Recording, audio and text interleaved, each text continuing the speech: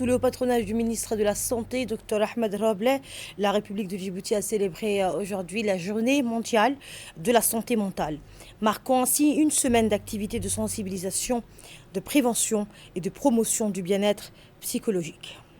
L'atelier officiel de lancement s'est tenu au ministère de la Santé en présence de nombreux partenaires dans l'OMS, l'OIM et l'UNICEF.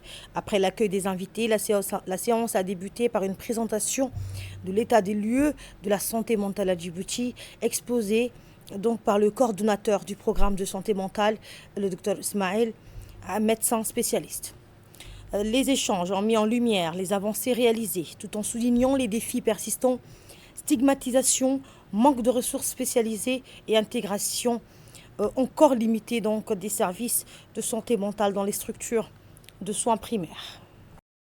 We're doing this because we know that Djibouti faces a significant mental health burden, exacerbated by high stigma, fragmented services, critical gaps in the shortage of trained human resources, and we have a lot of vulnerable population, including refugees and immigrants who are a huge population of the people that the Ministry of Health treats.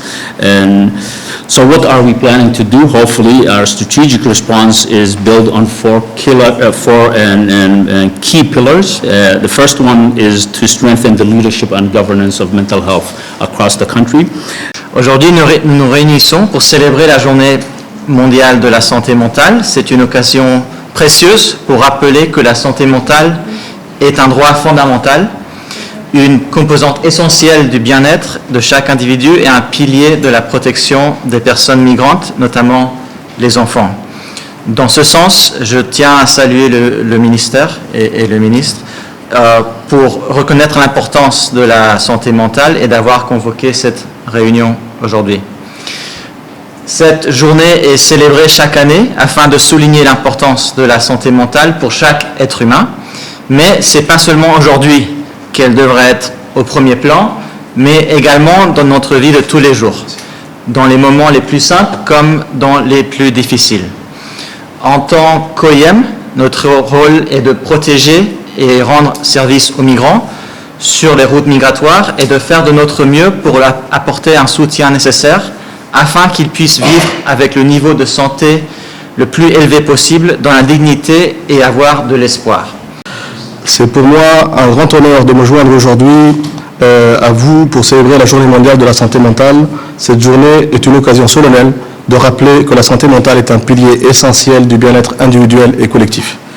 Elle influence notre capacité à apprendre, à travailler, à créer des liens sociaux et à contribuer pleinement à la société. La santé mentale concerne toutes les couches de la société djiboutienne sans exception. Elle touche les populations urbaines comme rurales, les hommes comme les femmes, les adolescents, les enfants, mais aussi les personnes âgées et même les professionnels de santé, souvent confrontés à un stress intense et à des situations émotionnellement éprouvantes. Personne n'est à l'abri des troubles mentaux et il n'existe pas de santé sans santé mentale.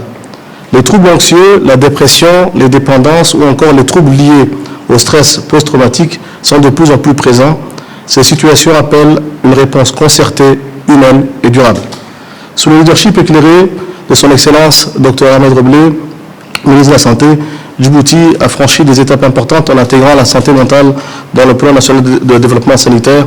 Parmi les réalisations notables, nous soulignons l'adoption en 2023 de la première stratégie nationale de santé mentale, fruit d'un processus inclusif impliquant des acteurs tels que le ministère de la Défense chargé des relations avec le Parlement, le ministère de l'Intérieur, le ministère de l'Éducation nationale et de la formation professionnelle, le ministère de la Femme et de la Famille, le ministère des Affaires sociales et des Solidarités et le ministère délégué chargé de la décentralisation, ainsi que l'UNFD, la NPH, la CNSS et les collectivités locales.